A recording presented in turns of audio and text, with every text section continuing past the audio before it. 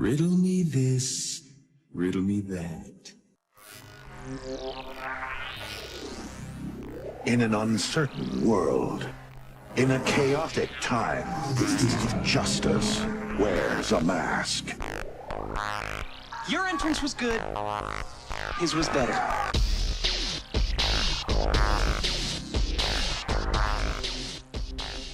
When was the last time you saw this movie?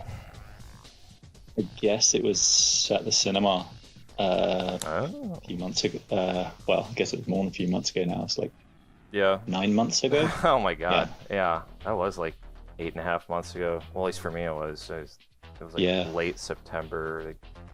Like was it 85th anniversary? Yeah. Sorry, gotta eat my pot pie really quick. No, that's cool. Go for it. I actually saw it the other night, and I do have a confession to make. I've seen the Schumacher cut. Oh, dude. You got to that secret screening? Yep.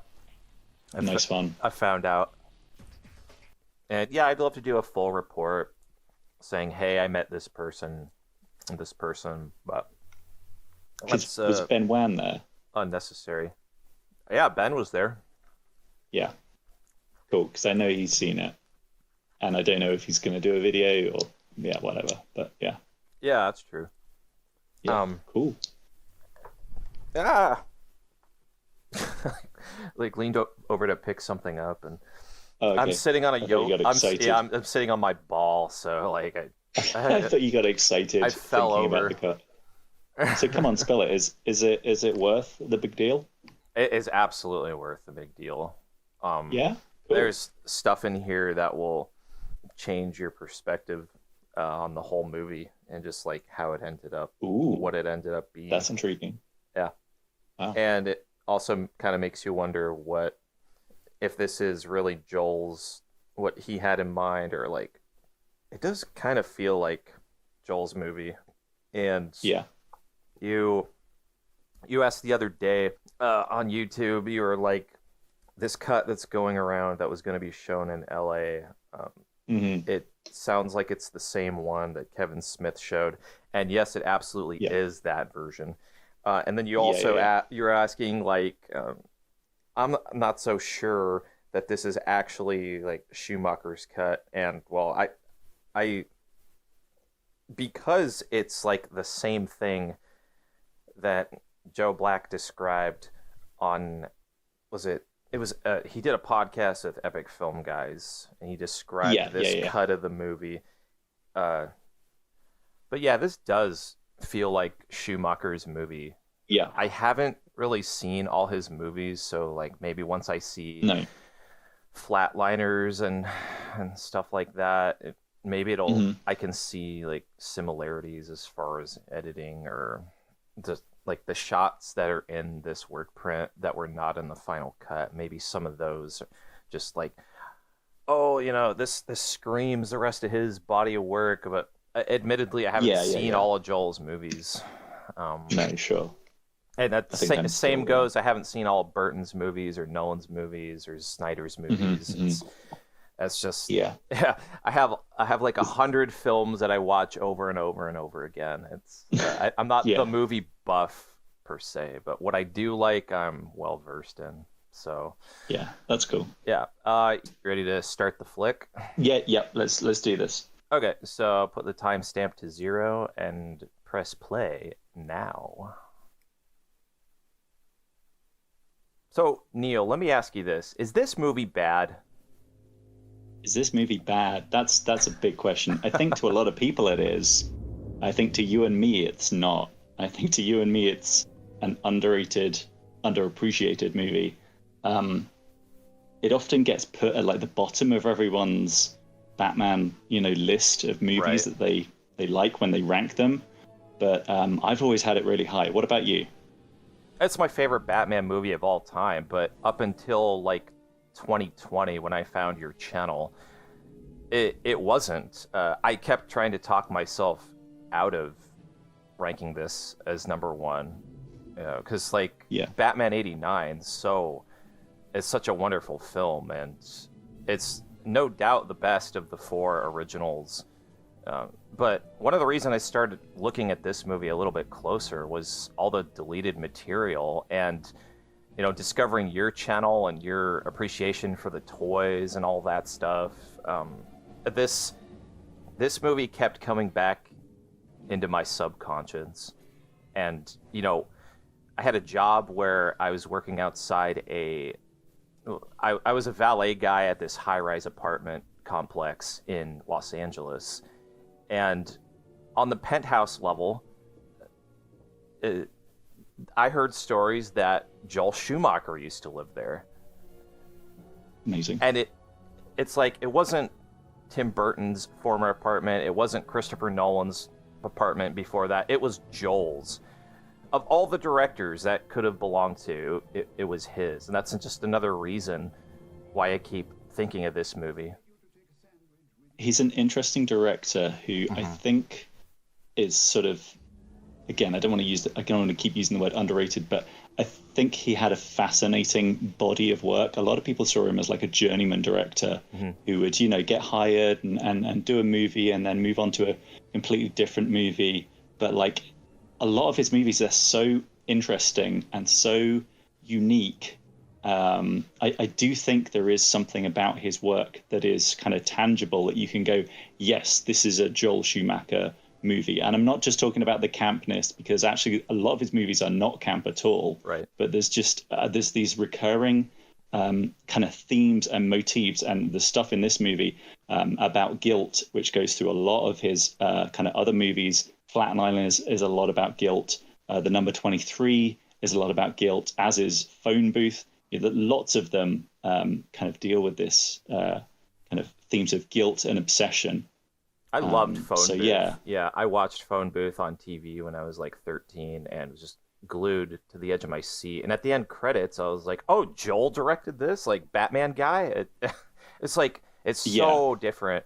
Yeah, Phone Booth. If you watch this and then Phone Booth, it was like, is this the same director? Yeah. Really quick, I wanted to comment on the opening credits with the names like whooshing by, and they're all color coordinated. Those are so well done, and they all like make specific like sound effects, and like especially in Batman and Robin, like Alicia Silverstone's credit like makes a motorcycle sound. It's all, every credit in these movies is so bespoke, and I love the color coordination.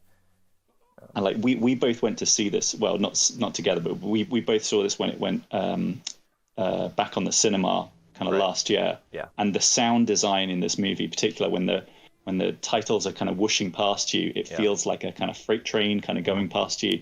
This is such a big cinema movie. Like it's so flashy and colorful. Yeah. And it works so well on the big screen that it doesn't quite translate as well to the small screen, but just on the big screen, it's a big screen movie. Yeah, and those credits feel like the first Superman with like the John Williams theme and the letters like swooshing through space. This movie has quite a few parallels with the first Superman, I think. Like especially her. Yeah. She feels like a Lois Lane character. The Chase Meridian, Nicole Kidman, Yeah. And, one thing about this scene though is I would change this, honestly. I actually don't like Batman. He just walks right up to her. He lands right in front of her and looks her dead in the eyes. Like, no, he should be focused pretty much solely on Gordon and the situation at hand. Like, there's a psychologist here. She's like this long blonde hair and red lips. Like, I don't care. And see how he goes up to her. He's like, he looks her right in the eyes. Like, no, Batman, don't do that. You have to protect your identity. You see how close their faces are? She can pretty much identify who he is right there. And, a lot of this movie, sure. In Returns, Batman and Gordon have one scene. He doesn't even look at him. He needs to protect his identity. And he can't do that when he's like walking up to this psychologist saying bats aren't rodents. Yeah. I would change that scene to make it more mission focused. Yeah. A lot of the dialogue in this movie is very, very heightened. and a lot of the kind of, particularly the interaction between Chase and Batman is so sort of like really hot and heavy, kind of really kind of like erotically charged. You know, this is kind of like, you got to remember, this is 95. You know, we've just had kind of Basic Instinct and all these kind of like erotic thrillers. There's a very kind of sexy mood to this movie, so I think that's probably why they went for such an intense, up close bit of dialogue there. Yeah, going down.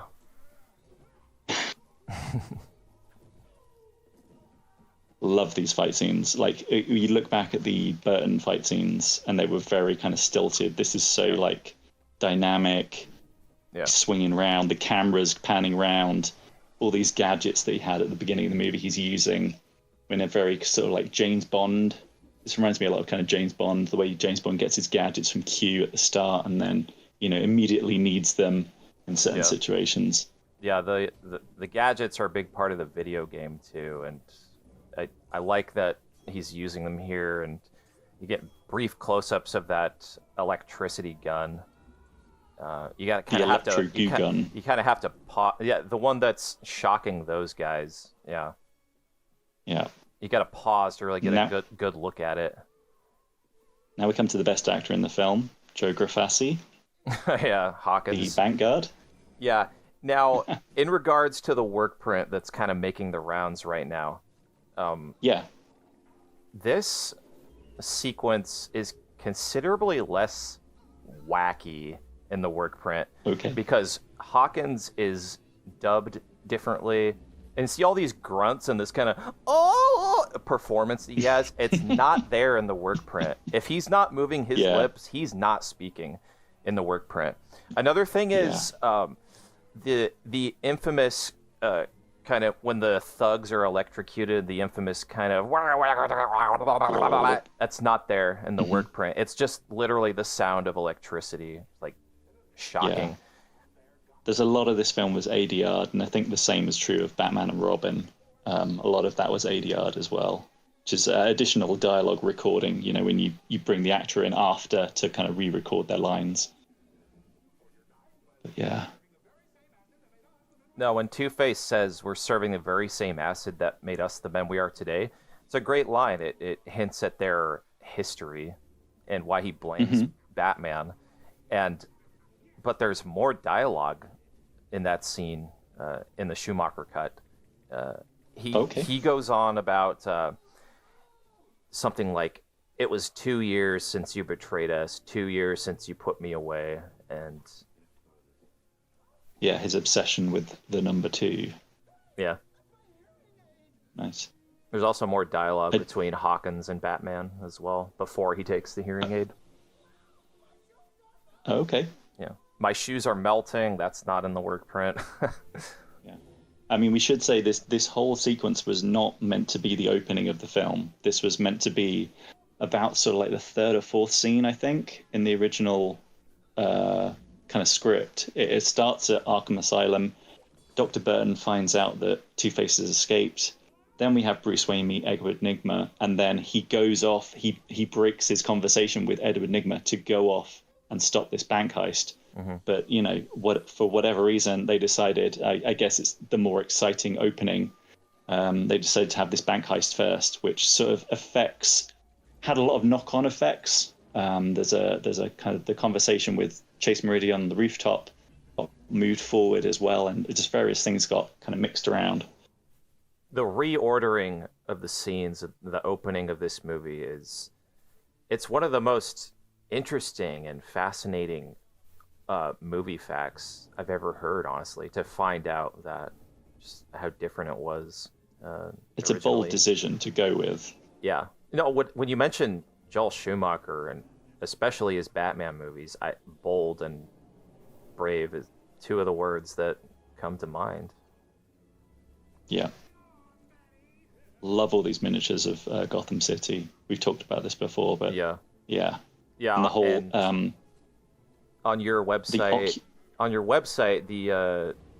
there's lots of behind the scenes photos of the miniatures, and it's wonderful to see those behind the scenes. Like that OcuWash thing that just got destroyed there. I think they shot that in like a miniature, and they had to shoot it like out in the desert. to get the right kind of lighting for whatever reason. There's also, and maybe we'll come to this as we go through the movie, but there is a recurring eye motif throughout the movie. There's tons of kind of close-ups of eyes, zoom-ins on eyes. There's this ocuwash, and I haven't quite figured out exactly what that is trying to be, but anyway, we'll get there. Face! I love that he calls him Face. It's so silly. Hey, Face! You need help, Harvey. Another great line. 2 great lines in the span of 10 seconds there. Yeah. Like, there's deleted scenes. Obviously, there was more dialogue meant to go here as well. Two-Face calling Batman, "You're a killer too," that sort of went out the window. Yeah, that really started the whole subplot of him remembering the death of his parents, because he feels guilty for their fate. And I think it was also a nod to, the fact that Michael Keaton's Batman was a killer in those first 2 Burton movies. He killed Jack Napier, he killed plenty of thugs. So, I think that was sort of like because obviously we should talk about the fact that this was meant to be the 3rd Michael Keaton movie, and Michael Keaton was on board for well into pre-production and then left. And I know in contemporary interviews he said that was because he didn't like the direction and kind of knew that Joel Schumacher was taking it in a lighter direction, so left. But I think there was also probably some salary kind of stuff going on there. He was getting a $15 million payday to come back, and I think wanted more, perhaps. So yeah. Instead, we have introduced here Mr. Val Kilmer. I mean, obviously he was in the other scenes, but this is the first time we're actually seeing his face. That's right. And which again might have been a decision to ease the audience into like a new lead actor. Let's show him as Batman first, and then we'll show him as Bruce Wayne, perhaps.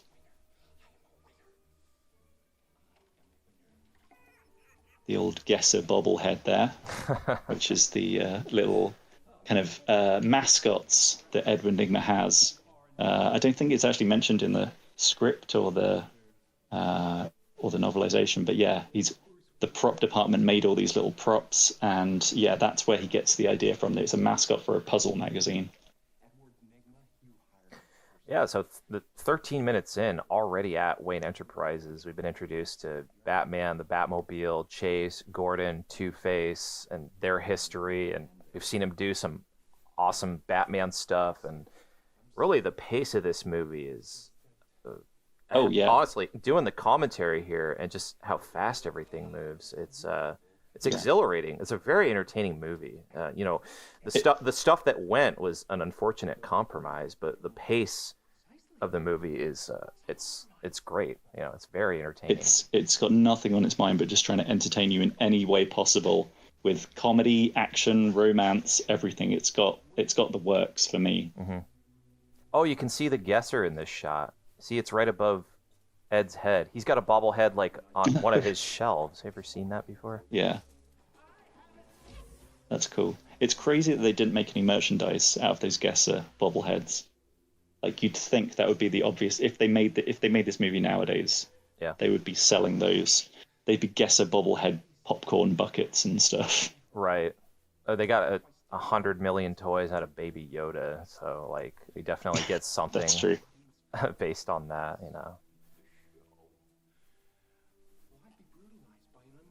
We should talk also a little bit about Mr. Jim Carrey. Obviously, I think if you weren't born in, or if you weren't alive in 1994 and 1995, Jim Carrey was just everywhere. He had this kind of run of movies: Ace Ventura, The Mask, Dumb and Dumber, this, and then Ace Ventura 2. Yeah. Yeah. And yeah, he was just everywhere, like everyone. So I was 11 when this movie came out, and I just remember everyone in school being like, "There's a new Jim Carrey movie," and I was like, "I'm there. I don't care what it is." This is not gonna be good also for me. in contention for my favorite scene in the movie. It's a toss-up between this and when we'll get to it, I'll let you know. But Okay. his Yeah. I like Val in this scene. He's really good and comes off as a very approachable, yet despite him being a billionaire with a company to run and women to date and at charities to coordinate, he still takes the time to speak to one of his employees who's just a fan. Yeah, it's a different version than what Keaton did, I think, who was very kind of brooding loner who just shut himself off in his mansion. This is a fresh version of Bruce Wayne. Love this capsule thing. I just thought this was the coolest thing as a kid. Mm-hmm. Even though you would totally bash your head getting into it. Now, but in the book, he says capsule to start the machine. I wish that was in the film. Capsule is more appropriate than chair. Instead of chair. Yeah. Yeah, because you'd think, like, what if you're in the office and you accidentally say the word chair and then it sets it off? That's like a CinemaSins nitpick. Yeah. But that is exactly what I was thinking watching the movie as a youngster. Yeah, look at these shots. I love how it's the blue and the yellow and then the green in the background, so it's all sort of like separated. Mm-hmm. It reminds me a lot of, obviously, the comic books, in the way that an artist will do a similar kind of color scheme to kind of differentiate and kind of make a background look kind of dynamic. That might be the best, miniature in the whole movie. It's split into different parts because we pan past that bridge and it's a different angle with different buildings.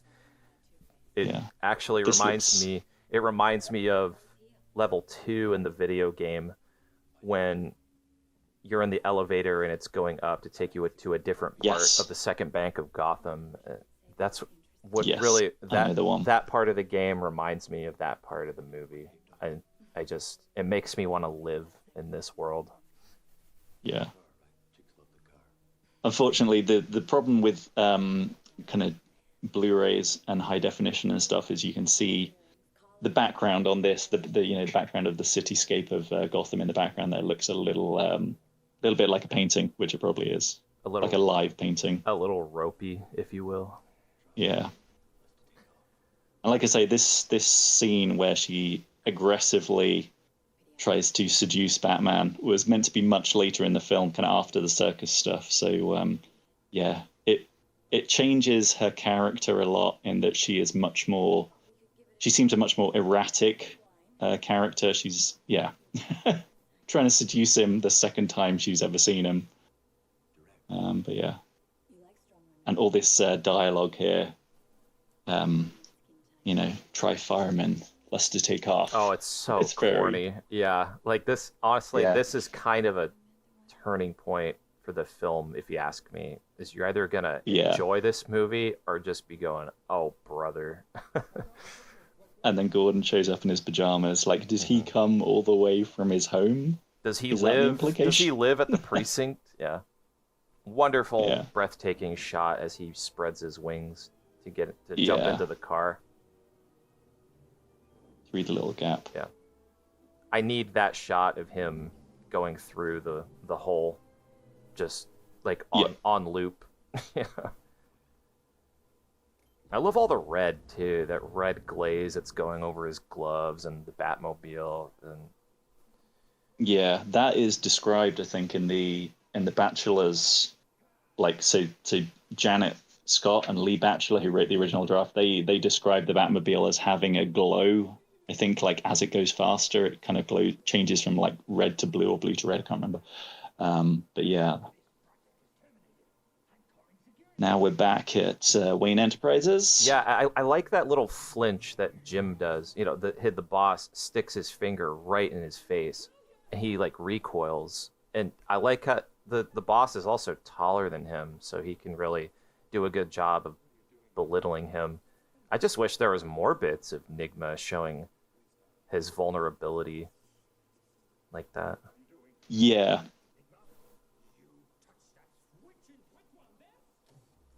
now we get the this invention of the box. And again, I hate to go all cinema sins on this, but I never quite understand why Nigma has a thing on his head as well. Any explanations there, Drew? Well, I think he's I mean, now it makes sense because he's getting what's in Stickley's head, but why it was there in the first place, I really don't know. Perhaps it was to watch what was on the TV, Now, I think I'm right in saying, I don't know this actor's name, but the actor doing the fishing, I'm sure is the same actor from Batman and Robin who is bidding on Poison Ivy. $5,000 for Poison The $5,000 guy. I think it was 500,000, but whatever. Okay, yeah. There's too much color in this scene. Also, I liked it before he flipped the switch. I get that it's going for this kind of nightmare aesthetic, and it kind of cranks up the intensity, but it's to a point where, in conjunction with the TV, the special effect going into the boss's head, and the color and Jim's acting, it's over the top. So I would have scaled back the color a little bit. Was that too over the top? I can never tell. Yes, it is, Riddler. Yeah. This is not a movie for people who don't like loud, in your face stuff, because that is just the energy this movie has. And unfortunately, there's no getting away from that. And see, even when he turns, but I love it. Even when he turns the switch off, he's like screaming, "What a rush!" How long's this scene, Neil? I don't know. I don't have the thing running to tell me, but yeah, it feels like we've stopped the movie a bit. Like the movie had a rhythm, and then we've kind of like stopped for all this. Yeah, I was praising the pace earlier. At the first scene at Wayne Enterprises, and then we get the suit up, and then the scene with Chase. Now we got this, and it's like, when's the next scene? Yeah, I mean, I guess like I was saying, Jim Carrey was on this role. He was the big, star of 94, 95. So I guess you're not going to cut any of his stuff. You're going to keep it all in there. This is great, though. I don't think so. And like I don't think so. Half in it's shadow, creepy. Half in light. Yeah. Yeah. I wish there was a few more just creepy bits with Jim Carrey, and then I would... have no complaints. Mm-hmm. Once he's once he's the Riddler, he's like a totally different character. Right. Here's an interesting thing which you won't know, but in the UK, this scene of Fred Stickley kind of dangling over the edge was cut to get it to a PG rating. So in the UK, this was a PG, and what they did was they cut it so it looked like he just pushed him from one end of the building, and then just went straight out.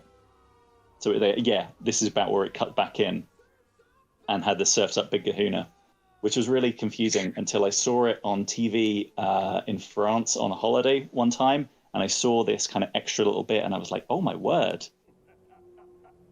And I didn't even think that kind of like other countries would have different, ratings and different editing.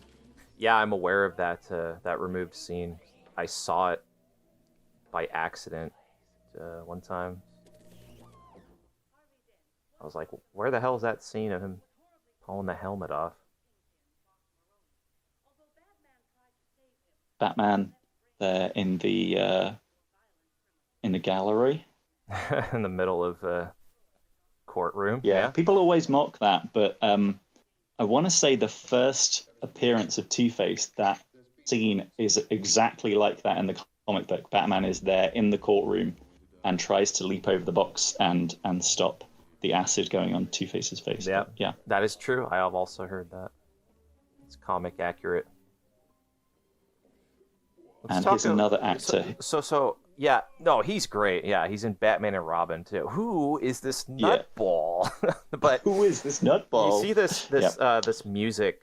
Let's talk about Goldenthal for a second. Sure. These strings, like this kind of whimsical, like fiddle, like as Nigma's crying. It's too over the top. And there's something Joe Black said one time on a podcast. He said it's like circus music. And I have to agree with him there. It's this scene has, like, I don't think it has any music in the work print version, and I prefer it that way. Interesting. I think we got Paul, sorry, not Paul, Jon Favreau there, just off to the left of screen. Obviously not in this bit, but yeah, as Bruce Wayne's assistant. I think I'm right in saying he has some lines, or at least one line in the work print. Is that right? Yeah, he does, because his first scene is actually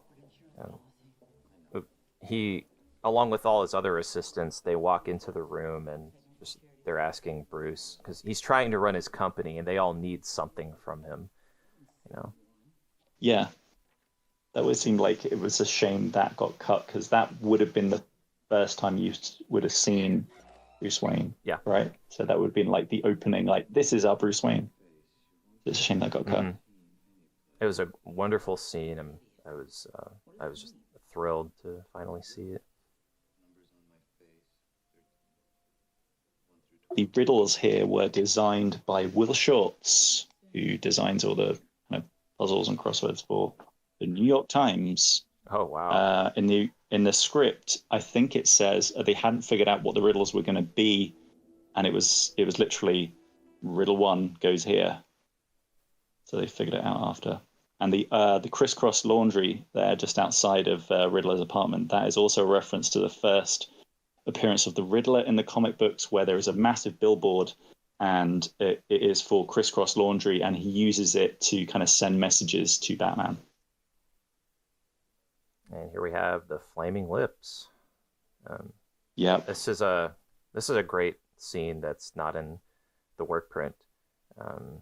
Going into the apartment, yeah.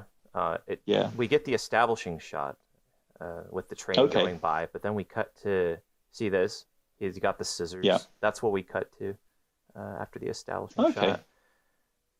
Because I like that it establishes Nigma has this kind of like small, tiny apartment. Because I was reading a thing recently where it was like, you know, Edward Nigma is originally, you see him first in his tiny little cubicle. You see him in his tiny little kind of apartment, and then he becomes a big, successful supervillain and gets the massive layer. But then by the end of the movie, he is back in his small cell at Arkham. It's sort of like yeah. Again, it's like poetry, sort of. They rhyme. They rhyme. Yeah, thank you, George. And this is our first glimpse at the Wayne Manor of the Schumacher-verse. The best Wayne Manor in cinema, if you ask me.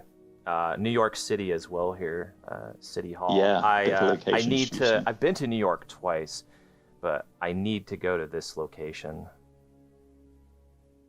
You know, it fits in so perfectly with all the statues. Yeah, and it does. And Schumacher is from New York, and this movie makes me want to seek out real life locations that look like the Neon Night City. It's my favorite city in any movie. I like this joke. I know a lot of people don't, but I think it's pretty funny. I also like that Kilmer is in the turtleneck, which for me is every Bruce Wayne should be in a turtleneck at some point. Yeah. I don't think he gets one in Batman and Robin, does he? Yeah, oh no, he does. He doesn't wear it nearly as well, though. Oh. You can afford to buy me a new door. We should talk about some alternate casting, because when Keaton was going to be in the movie, this part of Chase Meridian was going to be played by Rene Russo. Who's that? Which, so she was in interestingly, she plays another psychiatrist in Lethal Weapon 3 and 4. Oh. And I'm trying to think what else she's been in recently. Oh, she was the queen in Thor, isn't she? Like opposite Anthony Hopkins. But yeah, I guess she was like an older actress, and once they went with Val Kilmer, they wanted to go with a younger kind of actress to kind of match his tone. And they made. I really like Nicole in this movie. Yeah, I think that's what I was going to say. Like, she doesn't have great material to work with, but I think she makes everything work. Right. The perfect choice for Chase. This is a top 3 scene for me. This is my 3rd favorite scene in the film. And yeah, the music by Goldenthal is, I have it saved to a YouTube playlist, and I listen to it on repeat sometimes, like when I go to sleep. It's also got the Batman theme that he did, but slower and more relaxing. We're getting just noticing this. We're getting like a very different, like Bruce Wayne from the previous scene. Like, actually, when you think about it, like every time we see Val, he is giving a slightly different kind of facet to Bruce Wayne. Here, he's kind of like a bit jokey and charming. But yeah, we get the old Dream Doll. Yeah, which is a prop. I've been trying to make some props. I really want to get around to making that Dream Doll. Oh, that would be a wonderful prop. Yeah. And I love the acoustics on it too. It's like every time he turns it, we hear the little clinking sound. It's relaxing. It kind of puts you to sleep, which is good with the kind of hypnotic design, and it's for dreams and all that. And I like how it's kind of looks like Two-Face. Yeah, I mean, yeah, this movie is not subtle. Yeah. Yeah, there's no parallels between Harvey and the doll, but it's the duality is a big running theme in this film. Almost every character has a double identity. Yeah, even Chase. Chase has, professional psychiatrist and also kind of horny Batman fangirl. Just look at that. Another dynamite establishing like miniature shot with matte painting and all that. That was so great to see. Yeah. Can this whole movie just be matte paintings and miniatures? And the thing was, seeing it on the cinema kind of blown up really big, like it doesn't, it's not CGI, it is a painting. Someone has painted that, and made kind of little bits of it move and stuff, and it's just so charming that it's not trying to disguise itself as anything, as any kind of like realism. And this scene, we get everyone's favorite character, Gossip Gertie. Yeah. Played by Bitch Kane. I'm sorry, Bob Kane's wife. Bob Kane's wife. That's right. And yeah, and we get in my opinion, the perfect Robin, Chris O'Donnell. I am also. I know lots of people don't rate him, but I think he's fantastic in this movie. Yeah. He's not. Chris O'Donnell is not an actor that I like in lots of stuff, but I think he's really, really great in this. Mm-hmm. Like, again, look down at that. Looking down on the bottom of the circus floor there, looks like an eyeball looking back up at you. Oh, no kidding. Yeah. I should admit that this is probably my favorite scene in the movie. Really? Yeah.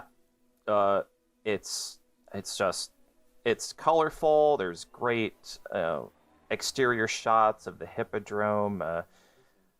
And another thing is Riddler is not in this scene. And he kind of takes over the film later on, his lair at Claw Island and all that. And yeah. But originally, in the Bachelor script, he was going to be in this scene. Do you know this? He was going to appear disguising himself in a leprechaun costume and pretending to be a fortune teller. I forgot about that. It's in the book. Yeah. Is it? Interesting. Yeah. The Bachelors, I think, had a pretty good structure for the movie, but yeah, some of their impulses weren't great, and I do like the way that Akiva Goldsman kind of just reshaped it a little bit. Another thing about this scene is it's a great sequence for Two-Face. And, after this scene, he doesn't really get a scene that's where he's like really center stage and he does something that affects the plot of the rest of the movie. Is after this, I love how he kills Robin's parents. That's kind of gross, but it's great for the story. We get Robin in the costume alongside Batman because of this sequence. Yeah, this is a PG movie, but a little bit of darkness goes a long way. Yeah. Again, this is the first of the recurring motifs that go throughout the film of kind of a hand clasping another hand. We get kind of Dick Grayson grabbing his dad's hand. That's right. That's the first of those.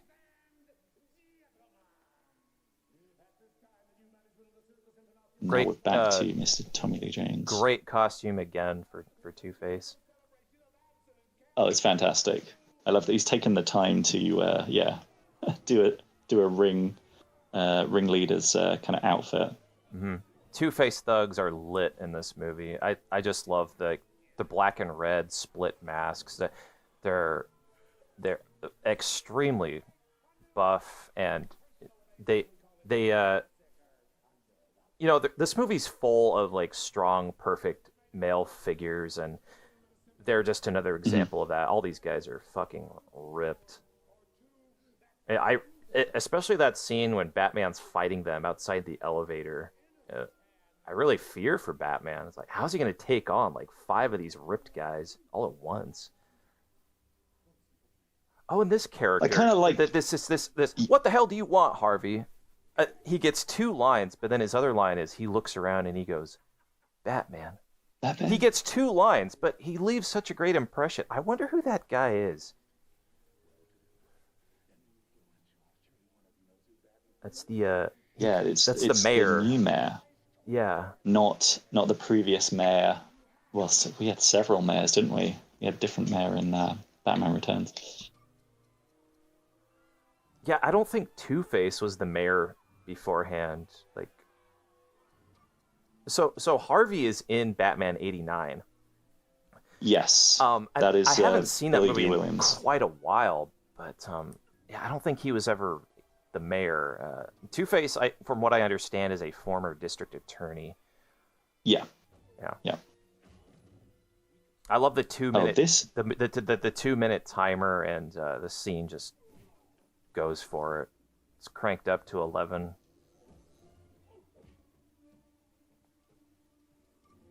The lighting changes too when Two-Face shows. I hadn't noticed that. Yeah, you're absolutely right. I guess it's when Dick does the death drop, but I like how it stays like that. It's appropriate for the mood. Yeah.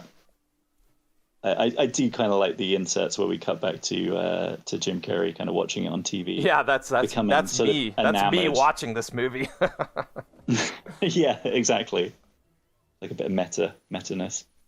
So he flips his coin, and that's the result he decides on. He doesn't flip it again until he gets what he wants. I like how it's just one flip, and it's like life or death. He picks up that gun, and he's gonna kill that kid's parents. Add in. And the oh my god from Nicole is great too. Yeah. So of course in the comic books, Dick Grayson only had a mum and dad who died, but in this they add an extra brother for some reason, and he's played by Mitch Gaylord, who is the stunt double for a lot of Chris O'Donnell's scenes. Oh yeah, he's a great double. They're like the same height and build, and he looks like Chris. They got the same haircut too. Yeah, exactly. Boom. And Robin gets to be useful in this scene as well.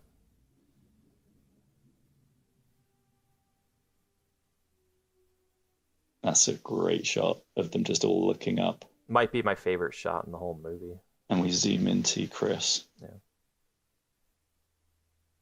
Or it's actually the shot from looking down at all the performers gathering around the lost ones. That's probably my favorite shot. Which is really saying something. This one, yeah. Yeah, this one. And to the right there, one of the clowns takes off his hat. You can see his bald head. Nice. And then we're back to the best Wayne Manor in all of cinema.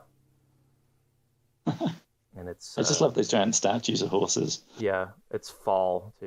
The leaves are great. I believe in Batman and Robin, it's autumn as well.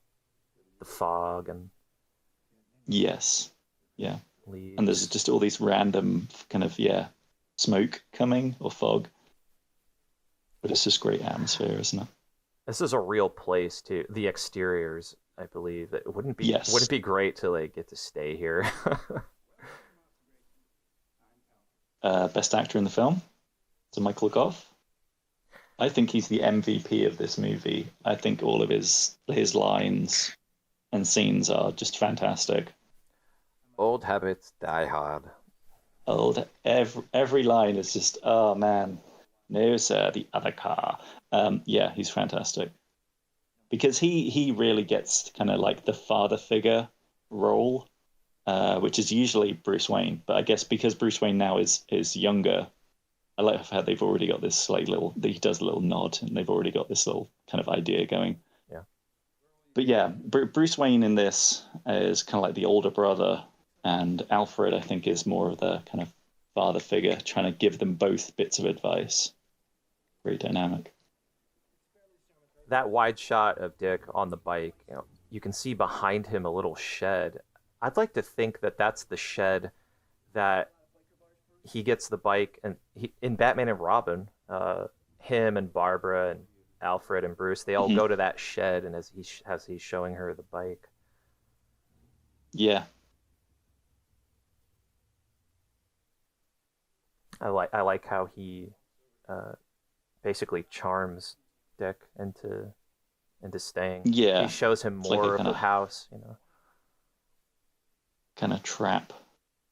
Yeah, and obviously, they've made kind of Dick Grayson a kind of biker with a leather jacket. They made him a bit more earring. Because I think at this point, everyone really, when you said Robin, thought of Burt Ward from the '60s show. That's so right. This was kind of like quite a dramatic reinvention for the character of like, yeah, he's got sideburns and an earring, and he calls Alfred Al.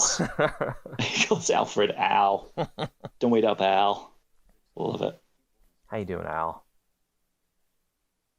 But yeah, again, like other casting, the other person who was apparently like at least approached to play Robin was Leonardo DiCaprio. How do you feel about him? No. No, you don't see it at all. No, I'm sure he would have been good. I don't think they would have gone for like the bad boy kind of like image that they went with Chris. I think looking back, after Leo did Titanic and all these other great movies like Django Unchained, I think, in retrospect, lots of his fans would have liked to revisit Batman Forever. It's like, oh, it was one of his first films, young Leo DiCaprio. But this movie wouldn't have done the same incredible things for his career as, say, Titanic or Man in the Iron Mask. This is our first glimpse at Bruce's memories and the guilt he has, and 45 minutes into the film, whereas in the work print, his first flashback is after Two-Face says you're a killer, so it's set up much earlier. Interesting. In the work print. Yeah. It's yeah. All this stuff was really scaled back, and that scene with him and Chase by the fire, he kind of condenses it all down into that. He explains it and lays it all out to her, and they kind of tie it up in that scene, because a lot of the scenes of him, these flashbacks were taken out, but there's this one and the one where he lays it all out for Chase and they kiss. Like, yeah, these are the main two. They kind of condense it all down. It's I remember seeing this like at the cinema at the time, and obviously it is truncated, and it doesn't it doesn't really get like concluded much. And I just assumed like that must be the same of like all Batman movies. All Batman movies, he is like trying to get over his past, but it is really just unique to this version, and I guess 89. Apart from that, I don't think like many of them really go into too much detail. 89, it's very much set up for the final fight with Joker, because then you realize, oh, it's personal, you know. Yeah, and that flashback just gone there. It's shot in, you know, the kind of like blue light kind of thing. It feels like they're trying to make it look as close to the 89 flashback as possible, because of course, you know, this was seen at the time as part of those other two movies, which now, of course, we know. Well, in recent years, the Burton and the Schumacher movies have been very much separated, with, you know, kind of comic book, the Batman 89 comic book series and the John Jackson Miller books, which kind of carry on from the Burton movies. The establishing... Now we get our Yeah, so this scene, the establishing shot, the wide shot with Alfred walking into the room, you can just barely see the newspaper that Dick has, and it's the one with the picture of Two-Face. The one from the deleted scene, you mean, where he punches it? And I know that because... Oh, interesting. I know that because in the work print, the scene goes on longer. We see him taking out his stuff, and we get a close-up of that little brochure. Oh, okay. Yeah, and that's definitely the one that's in the deleted scene of him punching the bag. Yeah. But yeah, we get our explanation there of why he's going to choose the name Robin, because there's one day he flew in like a robin, which is, fine by me. I know there are earlier versions of the script were going to kind of have Batman just kind of like comment on the fact that he looks like a kind of Robin Hood, or kind of like a Robin kind of Redbreast kind of character. But yeah, I'm glad they went with the helmet. I think that was a decent way of condensing it. We interrupt this movie to bring you a short film of Two-Face chasing Batman in a car. It's like, the theatrical. This is where the movie's... So this is the theatrical cut, heavily compromised and reordered scenes, and now this is just in the middle of the movie. It almost serves no purpose at all. I say that because in the next scene, it starts with Two-Face saying, "The Bat's stubborn refusal to expire is driving us insane." And I think, you know, that's partly to do with this scene where he gets close to killing Batman, but not quite. Yeah. I feel like this was added just to give the movie an action scene, and very little else. I want to say, so this is going to end with the Batmobile driving up the wall, right? Correct. And I want to say this was Joel's idea to add this into the film. This was, you know, there was a kind of a bit in the film where it was just kind of like, we want to get some action in, and they went and shot this. I love that shot of the shot. Yeah, there. And those two, the statue with the rain coming down, but there's also two extras that stop and go, oh, what's going on? And I love that. I like seeing people in this world. Yeah, because it does feel a bit.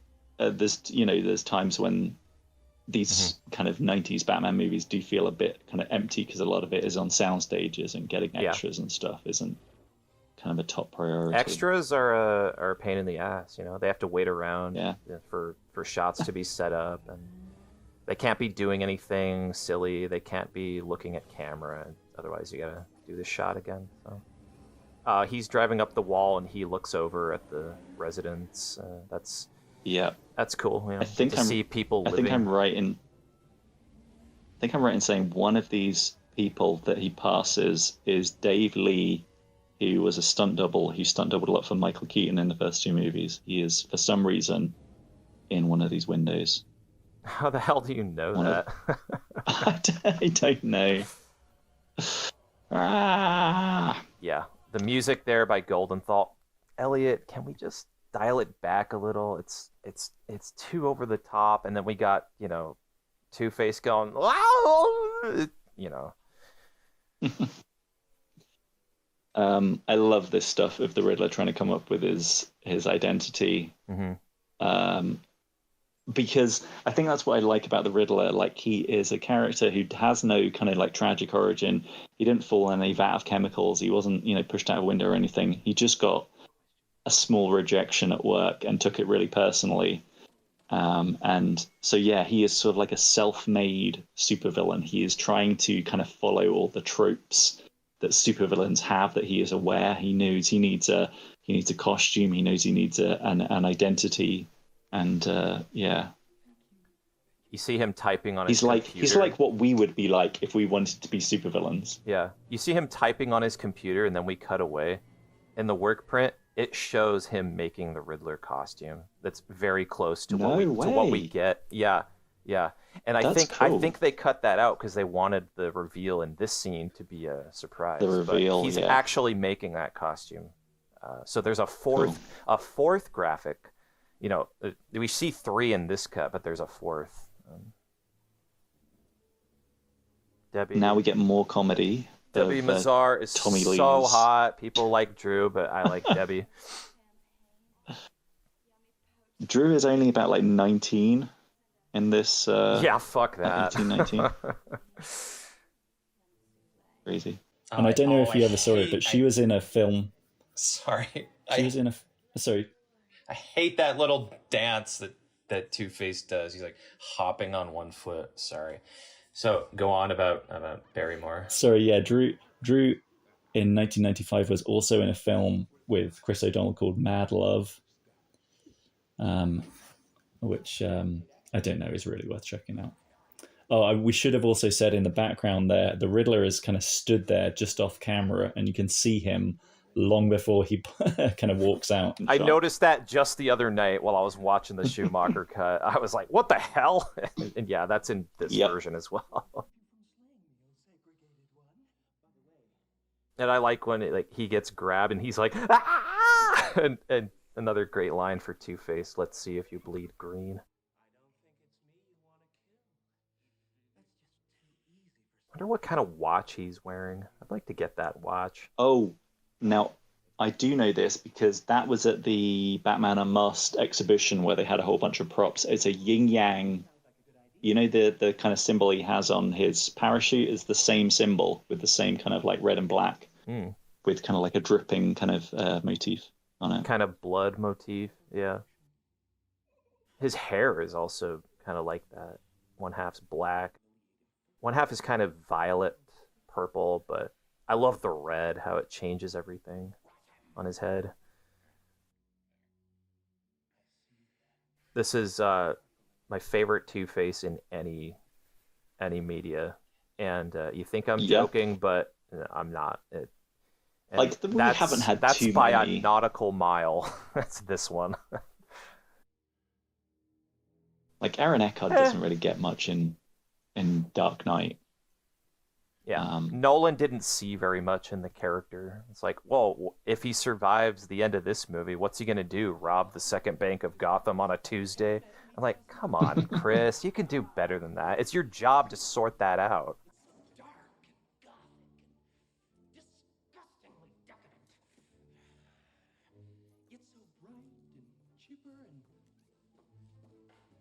See his performance? It's the same as what he was doing before, but at the same time, it's completely different.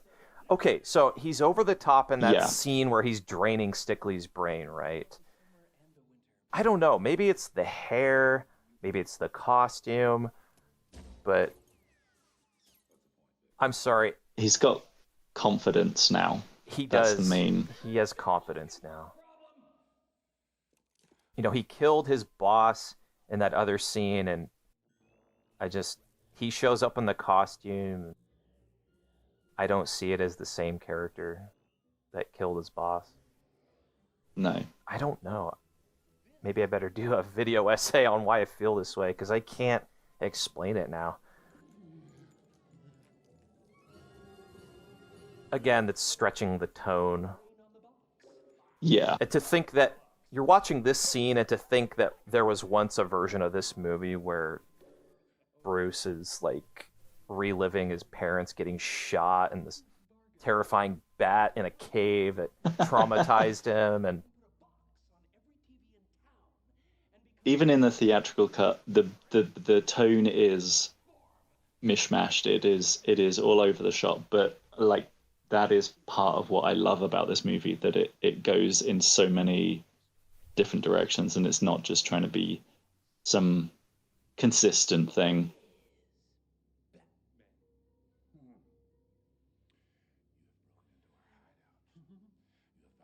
We'll blow your damn head off.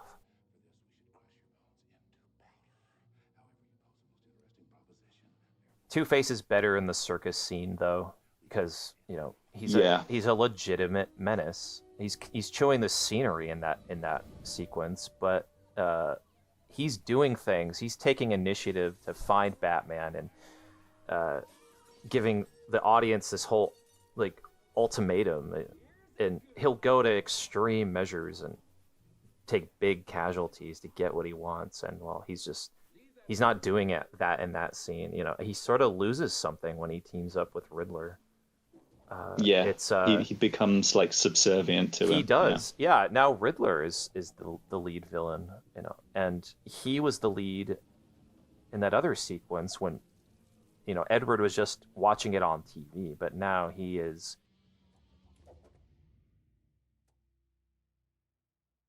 Getting distracted there, aren't you, by the Kung Fu Laundry? A little bit, yeah. The music by Elliot Goldenthal is so bad in that scene. Yeah, I love Elliot Goldenthal's score, but I don't know what he was thinking on that scene. The work print. Obviously, yep. Yeah, the work print cuts from the casino scene where he grabs the diamond and shows it to Riddler, and then we cut to this. There's no scene with the laundry. No, I think that was a late shoot or a reshoot or something. Yeah. Yeah.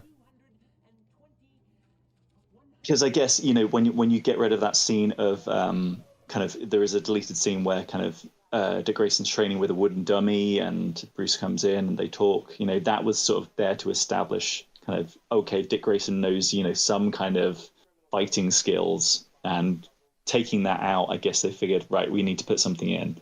And we're trying to make this movie kind of fun and kid-friendly and colorful. Hey, why don't we do a fun kind of like he's doing laundry and he's also doing kung fu?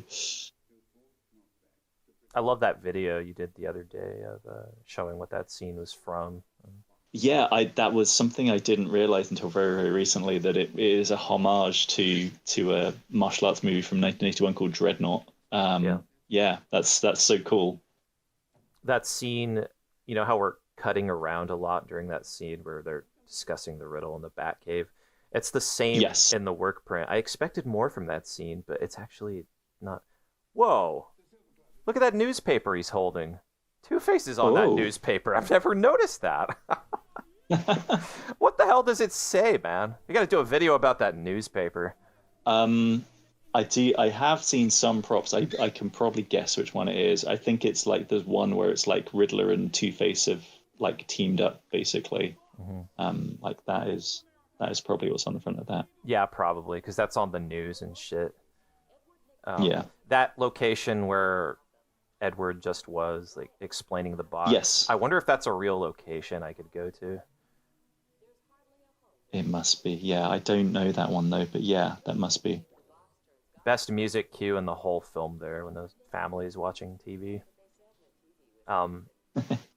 Actually, the whole rest of this scene is great, too. I love the lady singing, and the just how ethereal this track sounds.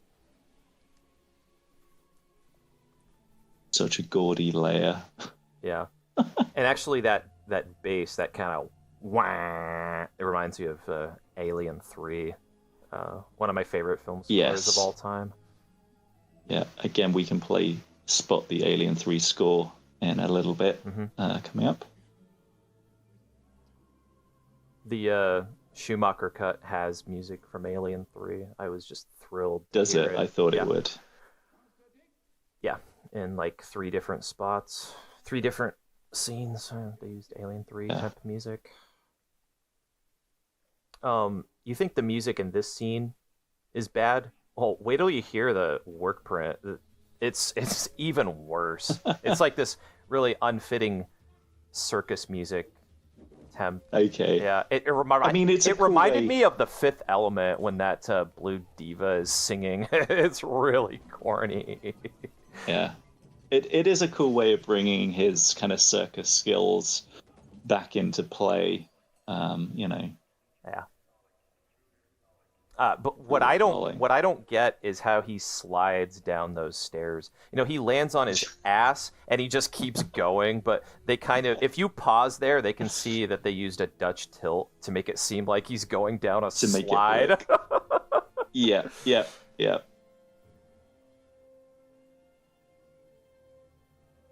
You see how he gives him that look? He's probably thinking, I know, I'm gonna have to suck your dick. Yeah. I'm sorry, that's a direct lift from Kevin Smith's commentary. It's so fucking funny. One thing I'm thinking, is he not in a hoodie there, like a black kind of hoodie? But later on, he's in the leather jacket. Where did he go back up and get the leather jacket? Continuity there. Love this apartment. This is such a fantastic kind of design for the apartment. Makes no sense, considering this is something she has just like rented, because she's meant to be like visiting Gotham City rather than like moved there.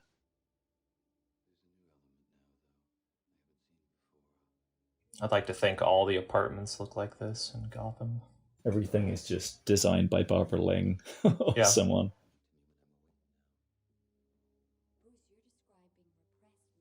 Some giant statues there that I've never noticed before in the background. Bruce, your memories don't matter. This is Barbara Ling's world. You just live in it. A work print has before he picks up the doll and she says, "Oh, there's something on the table. I hope you like it." We see them walk through the door and they're kind of flirting, and he says, well, I don't remember what he says, but she says, "Oh, I have instant coffee. I hope that's good enough for you." So that's coffee she makes for him. Schizophrenic diagnosis form. Interesting. I've actually seen a lot of those props are now kind of like being sold and stuff. So I think I've seen a lot of that stuff on her desk. Gonna try and recreate some of it. Yeah, the same goes for a show I love called Big Bad Beetleborgs, and all the comic covers. Those are popping up on eBay all the time now for hundreds. Oh, nice.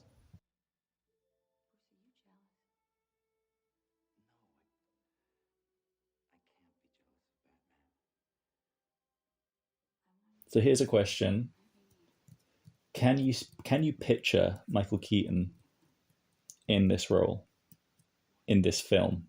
Yeah, and it's terrible when I picture it. I mean, I can't imagine them putting nipples on Michael Keaton's suit. Like, it works with Val, but like I can't imagine it with Keaton. Are you sure it works? Because everyone hates it. He's not kind of. Well, I mean, look, I'm a straight man, but like Val's a handsome man, whereas Keaton's like interesting looking. Mm-hmm. I would say Keaton has a very unique look. Val is probably the more attractive man. Val, it suits him. Like Val is, yeah. You get the romance with Val. I like Val the most, and one of the reasons, I actually have curly hair like Keaton, so I could wear my hair like, but I choose to wear it like Val. It's a lot of extra work, nice. But I just like him the most. He is the Iceman.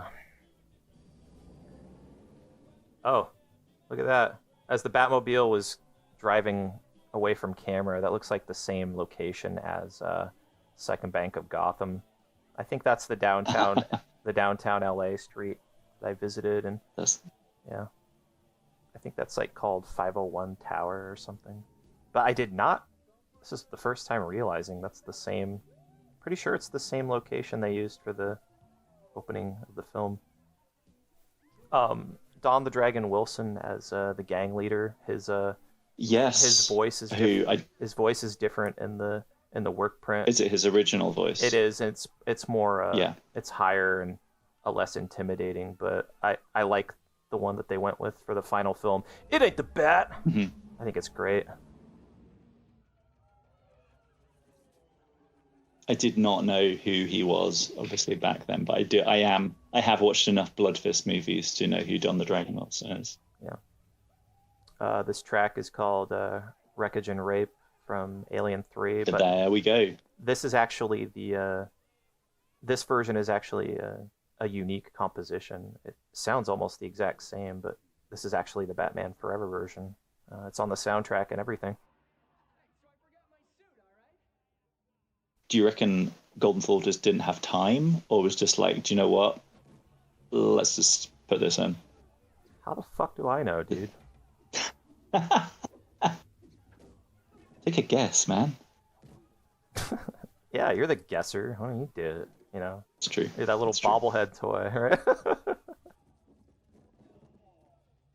Okay, this looks amazing. This is the 4K version we're watching, and the Schumacher fans really lucked out on the 4K treatment, because this and Batman and Robin look better than they ever did, and Batman Returns look like absolute, like, someone smeared blueberry all over the screen, and they got different sound effects. Hear that, and everything. yeah.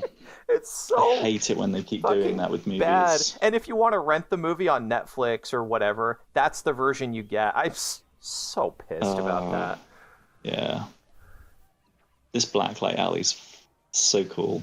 It's so like, again, cool. I know this is this is the stuff people don't like, but I can't help it. Sorry, but we think it's cool. Yeah. They've all got like neon sticks. This shot of Batman standing on the rooftop. He's just standing there, completely still like a gargoyle. Amazing. Yeah. I wish there were more shots of him like that. It's pure comic book. It does look like comic book panels. I love it. And you know, when Toma titled his book The Neon Knight, this is the scene I think of every time I hear that title, The Neon Knight. This is one of those scenes I think of. Love how kind of upset Dick Grayson is in this. Like, every time we see Dick Grayson, he is in another kind of like emotional state. Like, now he's sort of like accepted it a bit, and now he's trying to like figure out his like next step. Like, I'm a part of this. He wants something to do with his life. He needs guidance. And, you know, if you or I or anyone listening to this had their parents murdered, and they're just like, you know, they were adopted, and then they found out that the person who adopted them was Batman, you'd want to hang with him too. Absolutely. Especially if you have the martial arts and the acrobatics that Robin has. And again, to bring up the George Lucas thing, it rhymes. You know, this is all about people wanting partnerships. You know, Edward Nigma wants a partnership with Bruce Wayne, gets rejected. Dick Grayson wants a partnership with Bruce Wayne, gets rejected. Nigma wants to partner with Two-Face, gets accepted. You know, it's all, yeah. Here's a question. What would Two-Face do after he kills Batman? Good question. I don't know the answer. I'll come back to it. Now, I'm gonna stick that in my head. As far as the Schumacher cut, when we cut away from Dick and he's like crying, and there was an overhead shot of him continuing to punch Batman, but he stops again, you know, and Batman actually says something like, if there's anything I can do to help, I'm here. So not only is Batman showing support for Dick,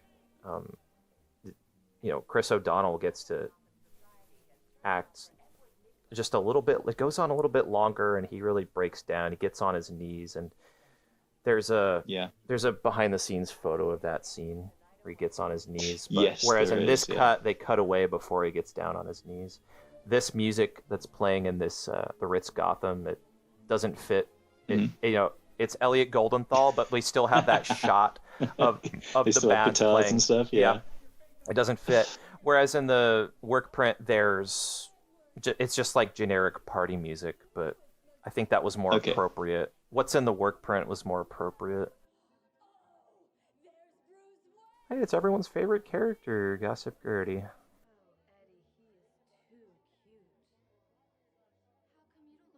Shut up. I love the How's My Mole is my favorite line of this film. Oh yeah, that's not in the work print. They cut before he says it. No. Right.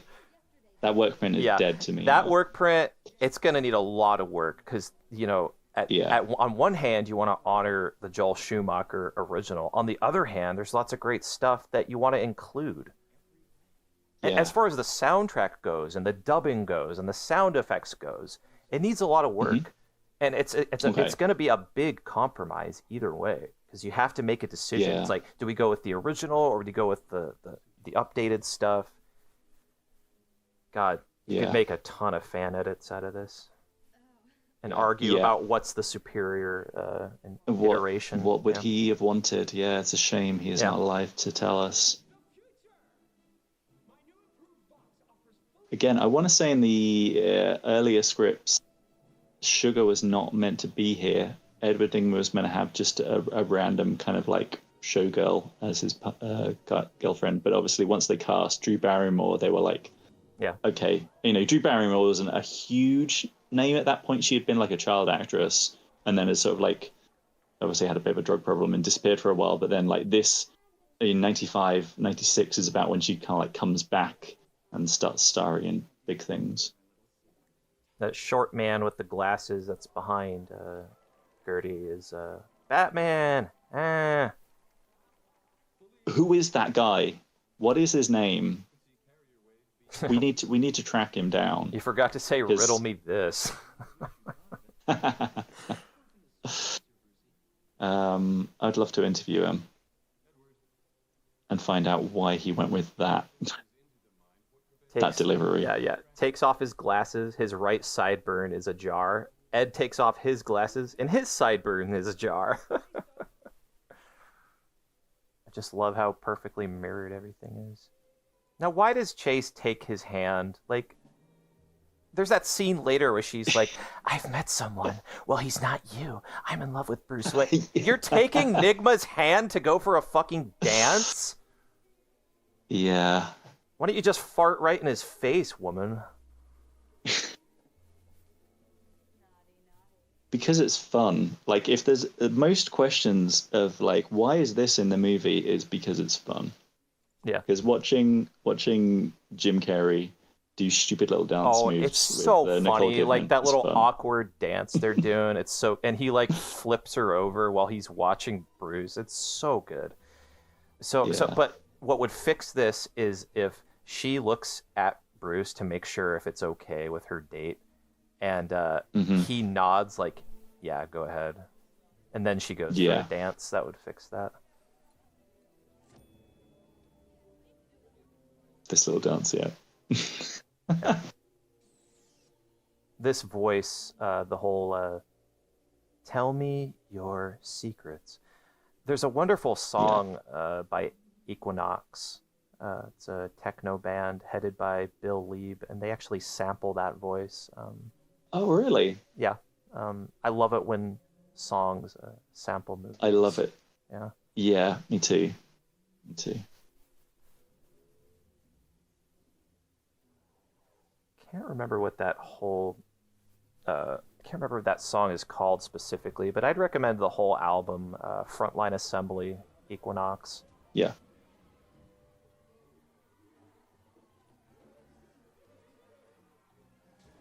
Just indiscriminately fires. Love it. Mm-hmm. Good entrance. It is a good entrance. I do like how kind of on edge the whole kind of Riddler and Two-Face kind of relationship is, and how, you know, really Two-Face is messing up the plan. Yeah. Yeah, it's great. That's true. I like how he is still doing his own thing. Like, he isn't completely under Riddler's thumb.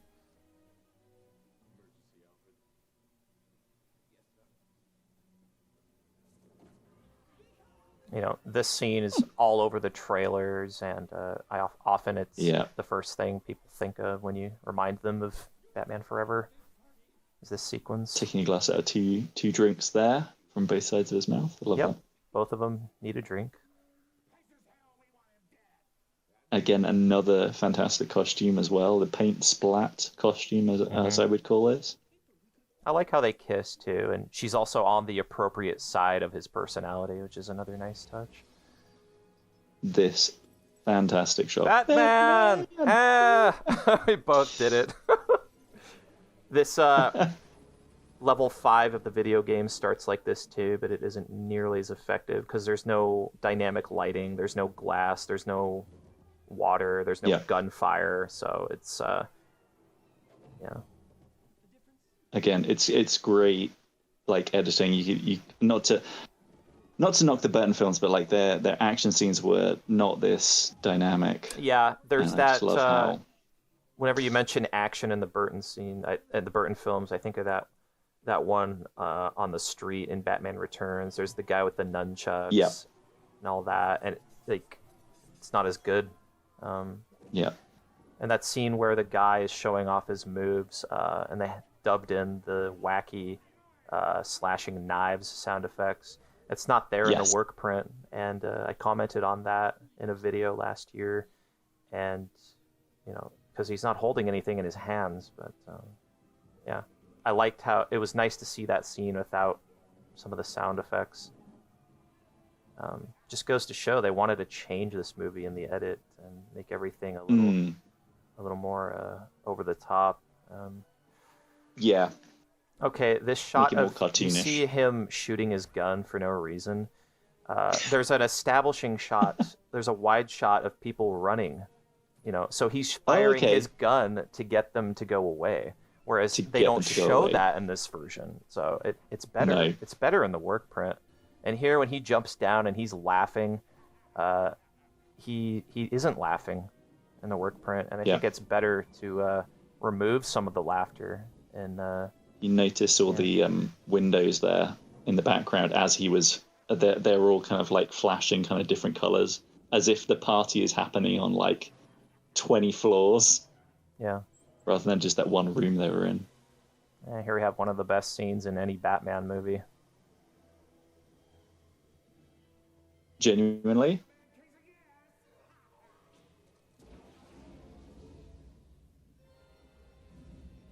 This always reminds me of the Terminator 2. Yeah, the steel mill. Or is it the end of the truck chase in T2? Yeah, the end of the truck chase. He comes out of the fire. Oh, another interesting thing to note is Two-Face is meant to be singing Queen's "We Are the Champions" there, but I guess they didn't want to pay for the rights, so they didn't bother. Just had him cackle more. Why can't you just die? I think that's Tommy Lee Jones's best line in the film. He really is angry. He can't believe what he's seeing, and then he just lets loose, and this should have killed Batman for sure. Great music there from Goldenthal. Yeah, this is some of his good stuff. It's a organ. Organ is my favorite, like a pipe organ, my favorite instrument in existence. Yeah. And now we get our second hand grabbing a hand motif. Yeah. This time, Dick Grayson pulling Batman out, wearing his old costume. You a fan of his old costume? I am. I just circus stuff? Honestly, it reminds me of these Robin pajamas I had when I was little. It's the same color. Okay. I love them. Yeah. This, I think, is some of Val's strongest stuff.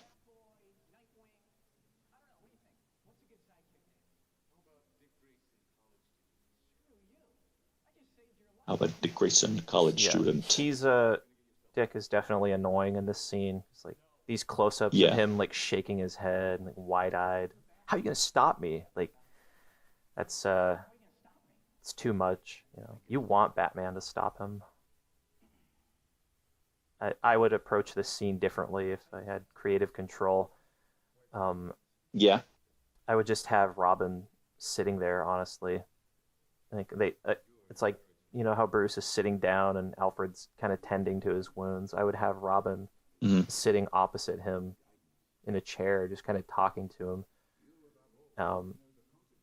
Honestly, though, I don't think the scene would need any dialogue between him and Bruce, because just a look from Robin would say everything.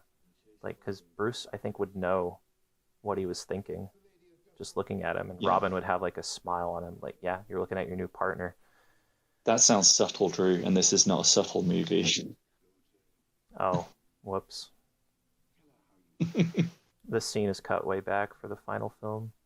He's discussing why did I become Batman, Alfred. Yeah. Oh, this scene embarrassed me when I watched it as a kid, because I was like, Mom, don't come in the room. Nicole, the Kidman is naked. Yeah, but my mom did walk in the room, and she's like, she's kissing Batman. And I was like, Mom, leave. I'm trying to enjoy the movie. Oh, yikes. Well, yeah. Let's thank goodness the Bachelor's script wasn't used, because in that, it goes even further, and I think it implies like they have sex, and Batman kept his mask on during it. That's great. Yeah.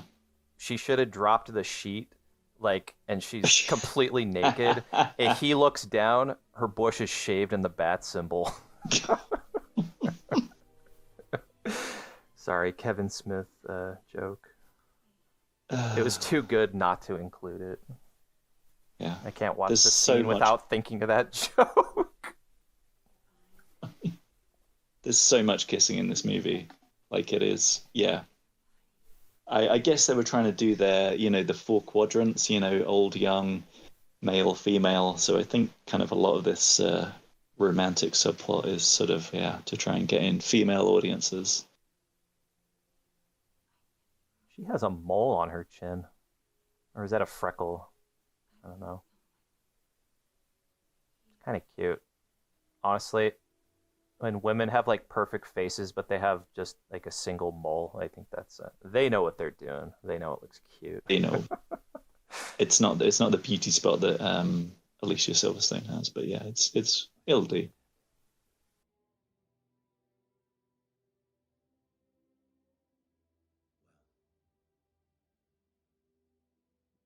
Now we get the big grin. Yeah. Again, pisses a lot of people off, but I love it. Batman survives subway sabotage. Prodigy child wins every award.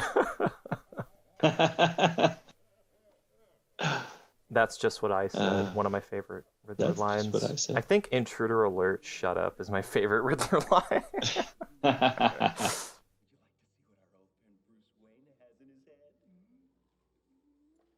Into the head of his chair there. I think this is the first time we're seeing the chair. I think the previous shot, it was kind of covered. Covered for some reason. And now we see them. It's obviously kind of Rodin's kind of the thinker statue. Well, in that scene, you know how he's like sucking Gotham's brainwaves? It looks like he's about to blow a load. I think that's what happened. That's why you put the tarp over the chair. Put the thing over the chair.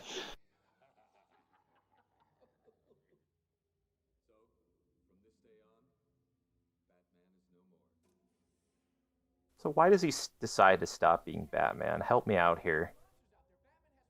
Because it's big and dramatic. That is the main reason. But yeah, I guess, you know, the previous scene sets up that kind of one way or another Dick Grayson is going to kind of follow in his footsteps, and he doesn't want him to do that. So he's thinking, if I stop being Batman, it will stop this kid. I love this. Turning to a life of vigilanteism. We haven't talked about the Batcave yet. Oh my god! This is my favorite Yeah, Batcave in any absolutely. any movie, and that's not an easy decision to make. I might flip flop and say 89 once in a while, but this whole shot is like panoramic, and they walk past those gadgets Yeah, that are there, and that's kind of a workstation, workbench, which is also in the video game. it kind of reminds me a lot of the '60s show, how he'd have like the little, bat computer over here, and then he'd have his lab over Mhm. there and stuff. Yeah, the red One thing I phone. never noticed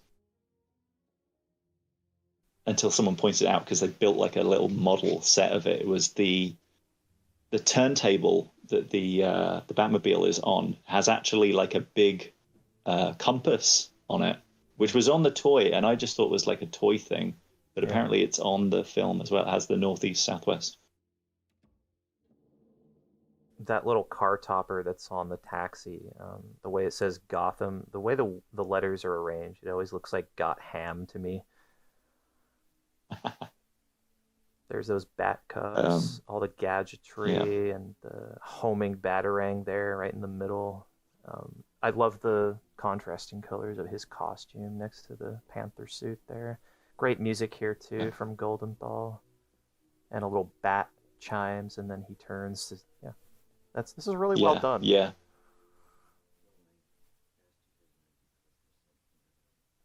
Now this scene plays out very differently in the novelization, right? Because one of the things Peter David changed about the script, he wasn't famously a fan of the script, so he made lots of changes. But one thing he changed was in this scene, Chase Meridian is meant to know that Bruce Wayne is Batman at this point, and the internal dialogue is she wants him to confess to her, Right. and as a psychiatrist, she feels like it's his job to tell her.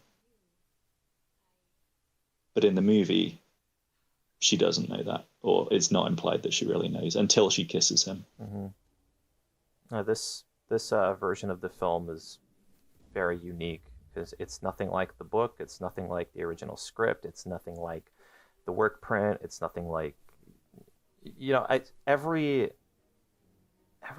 like version of this film, as far as other media and what it once was, is all totally different to what it ended up being. So much was rearranged, and the final film that was released in theaters is very bespoke, very calculated. Like you can see the running time there. Calculated is a good word. 2 hours, 1 minute, 35 seconds, just down to the dot. This was designed for the cinema and to be something exciting for June of 1995.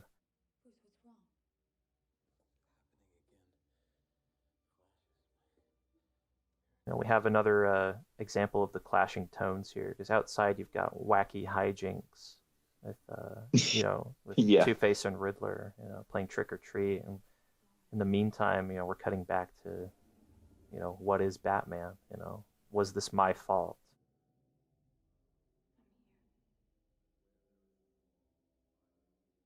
This is where a lot of the subplot is condensed down to this scene, and that's partly why they have the narration by Val. It's a rewrite, isn't it, to sort of paper over it. It's a rework. It is. And- it is. And we don't get that scene later on of him confronting the Bat and him understanding what was in the diary. So it's all. There's this big scene, and then the one at the end where he says on both Bruce Wayne and Batman. That ties up this subplot.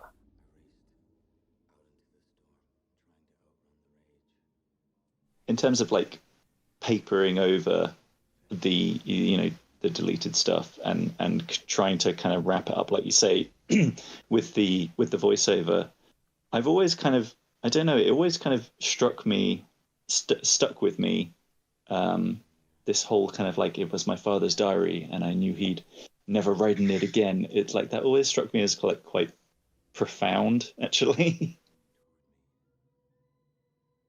That is the kind of thing, that you think about. Yeah, when people die, they just, that's it. Yep. everything that with a beginning has an end. It's like this computer I'm watching this on. Drew, he used to sit at that computer every day, but now he'd never sit at it again. One day, and that's unfortunately for Val. That came way too soon for him. Way too soon. Yeah. It was, my mom is 65. And that's the age that he died. Yeah, my parents are in their coming close to 80s soon. Yeah. Yeah. This kiss that they have, that's when she figures out he's Batman. But they don't. They don't kiss in the Schumacher cut. No. Mm-hmm. So again, this is a nice subtle bit where it's like they don't actually talk, but you as an audience get from her kind of slight smile. Yeah, that's subtle, which is interesting for this film. Yeah. There goes Michael Goss stunt double. Twick. Look at that. He opens the door and he's like sticking his butt out. He's so fucking funny. Someone pointed out, if you just go back, as Alfred's stunt double falls down, he sort of like adjusts the tray on the floor, just slightly. Yeah. I guess so they can open the door. You can never unsee it once you've seen it. Yeah, this bit bugs everyone too. The cane just opens the door to a bat cave. He should already know that because he has Bruce's knowledge. He should know where the bat cave is. Yes, very true. Yeah. Oh, good punch sound effect. Yep. The comic books at the time. So there was a comic book called Nightfall, which came out about 92, and Batman Nightfall. And in that was the first time, like, one of the villains had kind of like broken this villain Bane kind of breaks down into the Batcave and kind of works out that Bruce Wayne's Batman. This movie is kind of very much kind of trying to do a version of that with this.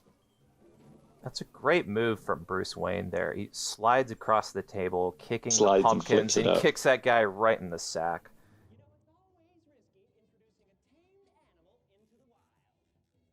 It's just, the sequence is unfortunate for Two-Face. He should be doing his own thing. He shouldn't be just sat there. He shouldn't be at the door like with a Halloween mask, Twicko tweet. That should be Riddler's thing. Should have just been Riddler walking up to that. He should be like annoyed. Yeah, I don't like the concept that all their antics are stuff they do together. That reduces Harvey Dent's character, in my opinion. Yeah, I think a lot of people's disappointment with Tommy Lee Jones' version of Two-Face is there is a lot of untapped potential that you could have gone. There's the animated series delves into his friendship with kind of Bruce Wayne and kind of you see more of the origin and stuff, and it's largely glossed over in this movie to make way for more Riddler. Yeah. Too much Riddler in this scene. It's the same problem I had with the brain drain sequence, with Stickley. It's just, Jim, I love you, but, not in this movie. Okay, I love Jim. Absolutely love him. It's just, it's stretching the tone so far, the Bruce's, what's happening here is they're ruining Bruce's life. They really are, and it's undercut by by Jim's antics. Another alternate casting question: would Robin Williams have been better as the Riddler? I don't think so. I liked him in Mrs. Doubtfire, but has Robin Williams ever played like a full-on villain in any other movie? He plays a really creepy one in a movie called 1 Hour Photo, but I think that's about it in terms of out-and-out villains. But yeah, I think Robin Williams would have also just taken over the movie much in the same way as Jim Carrey did. So Batman and Robin Williams. Exactly.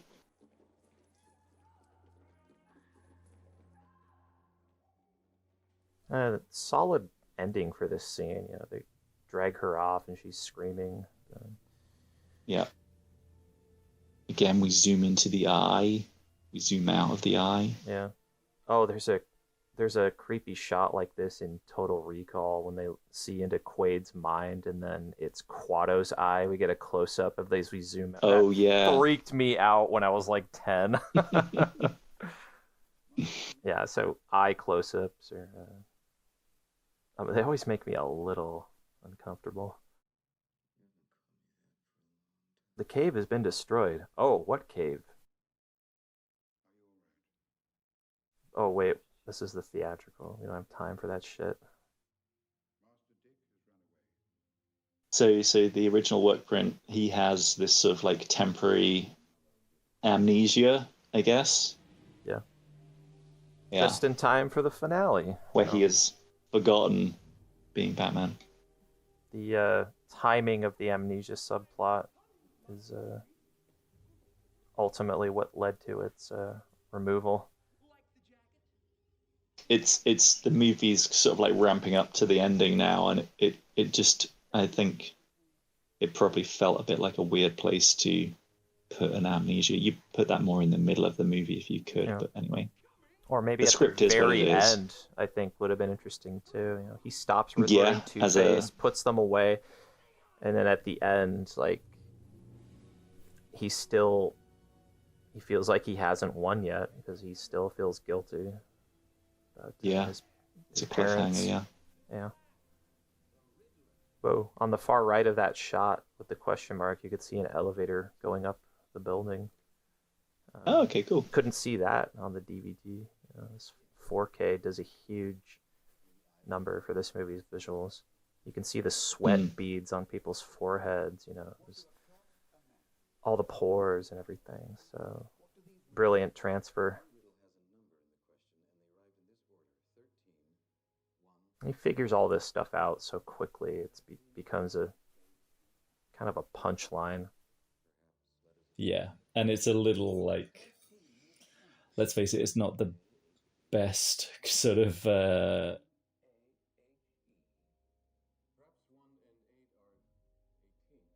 like puzzle to figure out, you know, with it just being the letters are numbers, the numbers are letters. Now I think this is like the parlor, like living room, because the fireplace is there, but they've moved the furniture for this scene. See, the sofas aren't there, and see, that's the main hallway. Yeah, it is, isn't it? Yeah. I'm not 100% sure on that, but it looks like they used that. It's like the same room where he confessed to Chase, I think. I'd love to just pause and look at that workbench he has. I love all this stuff that are laying out there. Neil, how do you feel about the sonar suit?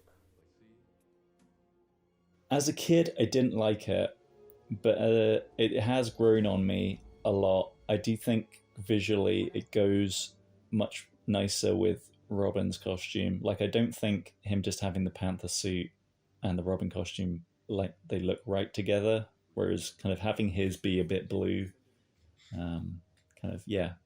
I think it's a pretty good suit, actually. Robin's is great. On the other hand, the lighting during the Two-Face fight later on, it's all green. It annoys me because the colors of his costume are very, very muddled in that scene. The whole thing's just Riddler green. You know, the dynamic of Two-Face's costume, Robin's costume, is really lost. But there's I think that's the third hand clasp motif. Batboat and Batwing designs are both really cool as well. Yeah, this is Tim Flattery, right? He designed the Batmobile, I think pretty much all the vehicles. They wanted H.R. Giger, who gave them a really strange design for the Batmobile, which was kind of like zizzers and tentacles. And they gave it to Tim Flattery, who I think had worked on Batman Returns. I'd kind of already designed a lot of stuff for that, so he was like a safe pair of hands. Now this set with the bat symbol, it's come to think of it, it's the same set that Chase and Batman had their scene, but it's lit so differently you wouldn't actually know that right off the bat. Oh, and look, the lighting changed after Batman went through the symbol. Very cool. Also, earlier the exterior matte painting shot as before Robin comes out the hatch and the boat. Anyone watching this movie, pause on that matte painting and just feast your eyes on how, there's smoke coming from the chimney, like the neighbors have their lights on. It's just enjoy it. This scene, I'm sorry, I get such a kick out of this battleship scene. It just makes me so happy. Again, it makes very little sense as to how exactly they've got this all set up, but just go with it. Okay, it's fun. The Robin stunt double there, looking very clear in the 4K. B12, my favorite vitamin, I might add.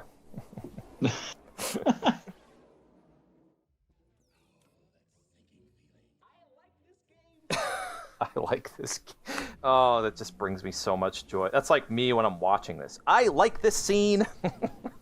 Yep. And there goes the Batboat. See ya. Literally 2 minutes, dude. You had it for 2 minutes and it's gone. Come to think of it, Robin and Batman never share a vehicle in either of these movies. No, they don't. In fact, the Batman 89 Batmobile has 2 seats. But by the time we get Robin, it's a 1-seater. It's a shame because that kind of stuff is always in the comics. They're always like riding the Batmobile together, chatting. But we've never had it on screen. When we do the Batman and Robin commentary, I'll get to my gripes with Batman and Robin's dynamic, as far as the vehicles go.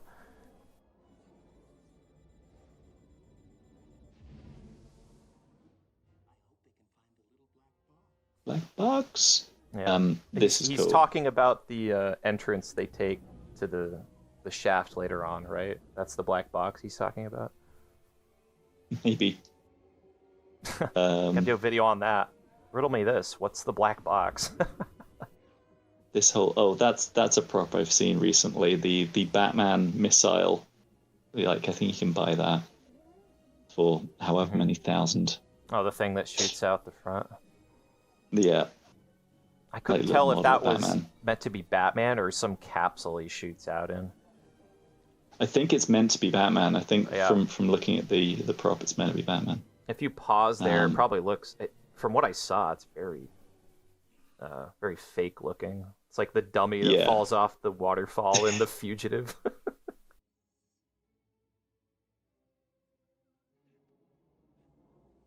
Yeah, the real game begins. That's the tagline they used for the video game. The scuba divers, again, feel very kind of James Bond-esque. The whole kind of island layer with all the kind of like bits and stuff. Holy rusted metal, Batman. James Bond. You gotta love a good nod to the 60s show. My favorite. How much do you feel this? My favorite part of that whole thing exchange, though, is the huh? Oh. Huh? Oh. How much do you feel this movie is indebted to the 60s show? Very little. Not at all? Yeah, I don't think there's much. I actually think that more recently there's more of the animated series in this. Mm-hmm. I'm sure the screenwriters, or at least the bachelors, had seen some of the episodes, because there are, quite a few nods. The whole kind of Nigma backstory where, he hates his boss and he's, creating an invention and stuff, is one of the episodes. The way that Batman defeats Two-Face at the end with all the coins is the animated series as well. This was another bit that got briefly cut. Apparently, if you show a headbutt in a UK film, you get at least a 12 for a headbutt. So they edited it out of this. Great headbutt. I like the sound and Two-Face falls back. And the thing is, though, I like the way this scene plays out better in the video game, because you can play that as Batman and Robin two-player through every major set piece of the film. And there's actually a lift with question marks flying everywhere where you fight Riddler and Two-Face thugs as Batman and Robin. And I think this sequence needed that, but instead they just like immediately get separated. Yeah, it needed a few more kind of thugs and obstacles maybe to get through. Mm-hmm. Oliver Harper did a commentary for this film, and around this point in the film he mentioned that we don't get like a shot of Batman and Robin beating up the bad guys, like doing their iconic thing. We get them running at the camera at the end, which was from the 60s show. But yeah, I would have loved, I'm thinking of like the opening kind of like animated bit from the 60s show, but we never get the Biff Pow, Rocket fighting boots alongside each other. Yeah, those rocket boots make an appearance in the video game as well, but functionality is way different. It's just kind of used as a dash in that game. That looks like a miniature as well of the spiked coin thing going down and crashing. So, did Batman find the little black box? I always thought that was the doorway that leads to the trap.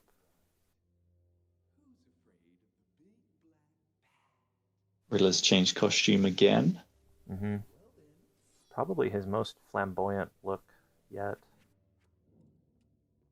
Looks like he's about to start performing Bat Dance.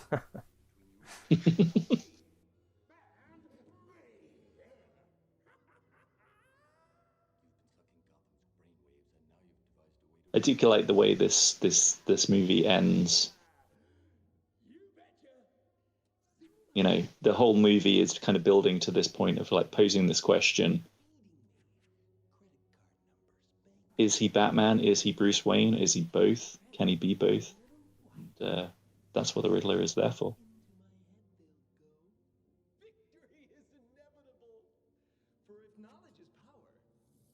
Then a god am I. I remember being creeped out as that by a kid. It's really something else when you hear it in a theater, all the dynamic sound. Yes, exactly.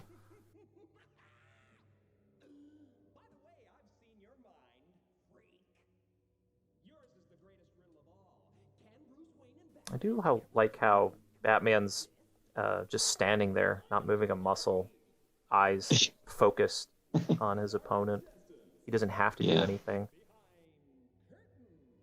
Until, of course, Riddler reveals the predicament.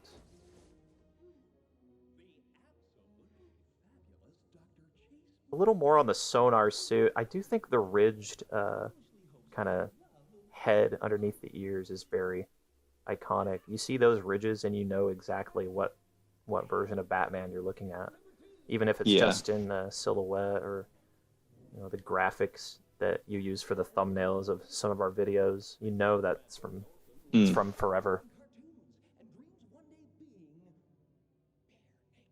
And of course, when Christian Bale and Cillian Murphy and everyone did their screen tests for Batman Begins, that was the suit they put them in.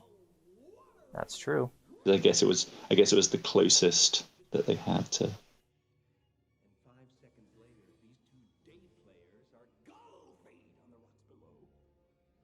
So it's the same, we already know that it's the same hole that Robin and Chase are going to fall into. An interesting observation by Eyebrow Cinema in his video was like, he thinks that the trap is that it's two different holes. He can't go down both of them to save both of them. He has to choose one. But we already know it's just the same hole and that he has a chance to grab both of them. And so the illusion that the floor is just an illusion is quite muddled in this version. But, I've seen the Schumacher cut, and there's shots in that movie that really lay it all out for you. we know as an audience, Yeah. the big reveal that he can go down the hole despite the illusion. He can choose both. Robin represents his life as Batman. Chase represents his life as Bruce. And a return of my favorite cue in the film, right here.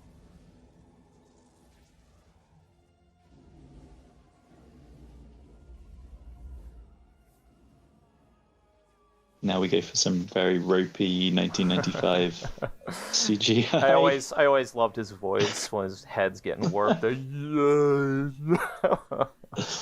Bummer. Bummer. And again, the cinematography is goodness. You're either gonna love it or you're gonna hate it. It's just so, those lights panning around and the Riddler's lair. It's very over the top, very 90s. Very music video. They're very MTV. Mm-hmm. And this shot of him falling down with the... this shot here, it feels right at home in the Seal music video. Good job by Robin there to get his hands above his head.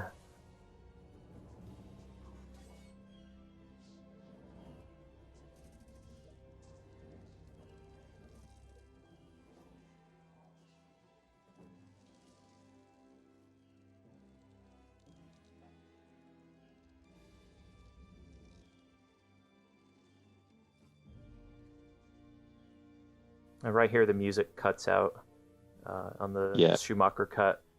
The music, it stops, and then Robin looks up and says, "Thanks."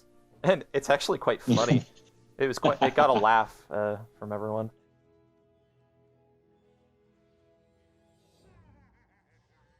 And now we have our secondary villain who started out as the main villain, but now he's just kind of a henchman. This is great, though. Every time he calls him Harvey, anytime anyone says Harvey in this movie, I just find myself enjoying the thought of what his previous life was like. And it's like I wish anyone who calls him Harvey, they're acknowledging his past life. They're referring to his normal side instead of the manic side. Yeah. If I could add any scene to the film, I would love just something of Harvey Dent Two-Face. I honestly wish there was a scene between him and Chase of her trying to get inside the head of the man. Yeah. And there's a scene like that in the animated series where the psychologist wants to talk to Two-Face instead of Harvey, and he does a turn. That would have been great for this movie. So yeah, this stuff wasn't in the Schumacher cut, right? This is correct. This is not in the Schumacher cut. Yeah, and looking at it, it seems like quite a lot of close-ups. So maybe it was a reshoot or like a additional shoot. Mm-hmm. I think I'm right in saying this was shot because someone pointed out that the makeup photos of Jim wearing all this makeup was in January, and I think that work print was November. So I guess this was it was a November work print of '94. I wouldn't be surprised if this was a reshoot, because the last time we are inside Bruce's head is that scene with Chase, and he's describing the flashbacks. This kind of closes it out. He's accepting his dual identity. Here we have Rene Auberjonois as Dr. Burton. Dr. Burton. Yeah. The little nod. He was originally going to appear at the beginning of the film and the end, but a bookending. Finally, this movie just stops. There's no noise, no music. Yeah. Quiet. That's true. Yeah. Dark. This movie doesn't really stop very much, but yeah. This is one of the few bits. This is unique and subtle for this movie.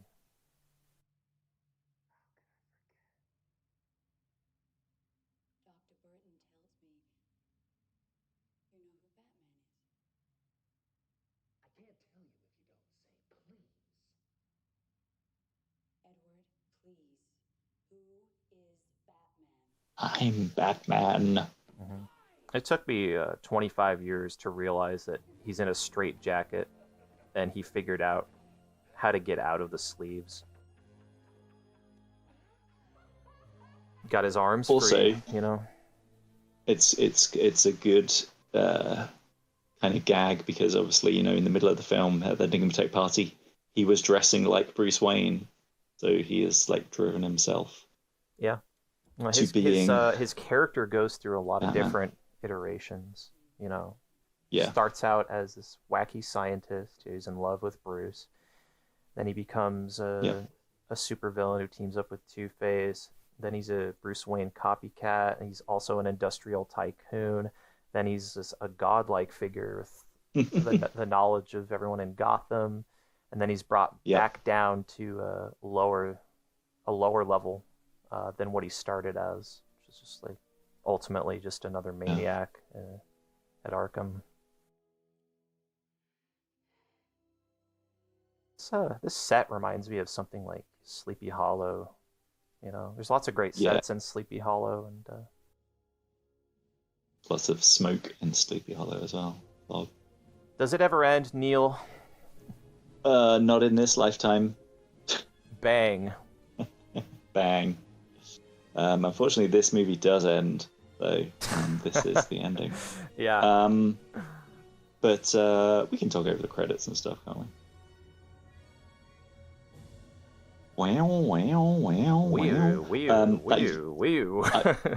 Not a fan of U2 in particular, but this song is fantastic, and the whole soundtrack. Yeah. I gave one of U2's albums a shot once, and I was like, this is so generic. I'm just gonna listen to Batman Forever again. Yeah, but this and the Seal song, Kiss My Rose, another fantastic piece that just Look at that. Takes me back. Bald guy, William Mesnick. Who the hell's that? I don't know. Oh, Keith Campbell. Keith Campbell is the guy who does the forward flip from the fountain. Yeah, from the fountain. Yeah. Wow. It's like probably the most iconic stunt in the film. It's hats off to him, because I would have just said no to that. Yeah, that's the difference between us and the guys who, are in the industry. We're here sitting at home. We're at home washing our tights. Washing our tights. Hubba, hubba, hubba. Money, money. Neon lighting by Knights of Neon. Knights of Go Neon. Figure. Yeah, very cool.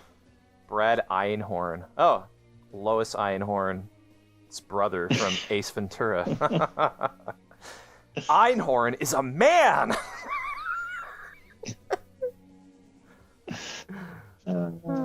So Neil, tell me, is this movie bad? No, it's not. It's we just apparently talked non-stop for 2 hours, and I had a blast watching it. I always have a blast watching this movie. Don't you think the tones are very incongruent? Don't you think it's stretching the tone way too far? They are, but do you know what? There's a great story that was told after Joel Schumacher passed away, and it was Minnie Driver, and she was on the set of the Phantom of the Opera, and she came in the room, and Joel was reading his newspaper, and she was talking to someone else in the room, and she was like, I can't believe it. Someone just told me that my performance is over the top. And Joel apparently sat there, didn't put the paper down, and just went, oh, honey, no one ever pays to see under the top. And I think that was his ethos. Nothing is more boring than being under the top. You should always be over the top. Take that, Matt Reeves. Oh, sorry. Yeah, that's the Batman people like, right? Well, some people. I'm going to throw the question back to you. Is this a bad movie? Yeah, it is. Is there a better movie? No, I am in love with this movie. Yeah. Sometimes, I've had it on my mind every day for the past month because this movie's turning 30. It's the movie I think of when I go to sleep and when I wake up. Obviously, I'm doing stuff for the channel, but it's... I'll see you in another 30 years and we'll still be talking about it. And you know, it was the first Batman movie I saw was Batman '89. I had just my cousin Skip. We were staying at his house, and he said, "I have Batman, Andrew. Do you want to watch it?" I was like, "Absolutely. I've seen Batman on the TV in that cartoon show." And so absolutely loved Batman '89. And the next one I watched on VHS was this one. And the toys that were available at the time, of course, Batman Forever, because this would have been the mid-90s. I was born in 1991. So this was the first Batman movie that I was able to consciously absorb, and it could make a serious impression on me. So I asked for the toys. The toys were everywhere at the time, and those green cards that they came on with those Kenner illustrations and the accessories, the different Batmen, the Two-Faces, the Riddlers, and Robin, all of it has such a lasting impact, and I forgot about them for a few years, and was very much along with the narrative that the rest of the internet had for a long time. It wasn't until about 5 years ago when I found your channel that I realized that there's more to this film than meets the eye, and it's just that fascination with the film is exacerbated by this other version that was changed fundamentally in the final edit. I can't think of another movie that has such an interesting backstory behind it, and how different it ended up for theaters to what it originally was. And to think that a movie like that with that interesting of a story is also a movie that I had the toys to and enjoyed so much. And you know, I've played the video game hundreds of times despite its flaws, and to think that that movie is also a movie that has this other version is in a word, one of a kind. Amazing. Yeah. So, Mr. Nigma, what's on your mind? Riddle me this, riddle me that. In an uncertain world, in a chaotic time, justice wears a mask. Your entrance was good. His was better. Love is a game. What is it about the wrong kind of man? Car, right? Chicks love the car. Power is a machine. Now you've devised a way to read men's minds. By the way, I've seen your mind, freak. And revenge is a trap. You're a devious. Riddler and Two-Face can make a pretty lethal combination. Train me, let me be your partner. We should get it. But first, let's meet our contestants.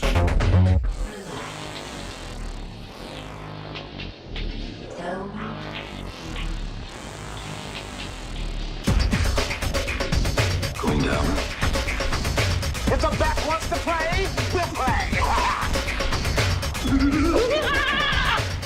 Was that over the top? Don't work too late. You forgot the part where you kiss the girl. The real game begins. Courage now. Truth always. Batman forever.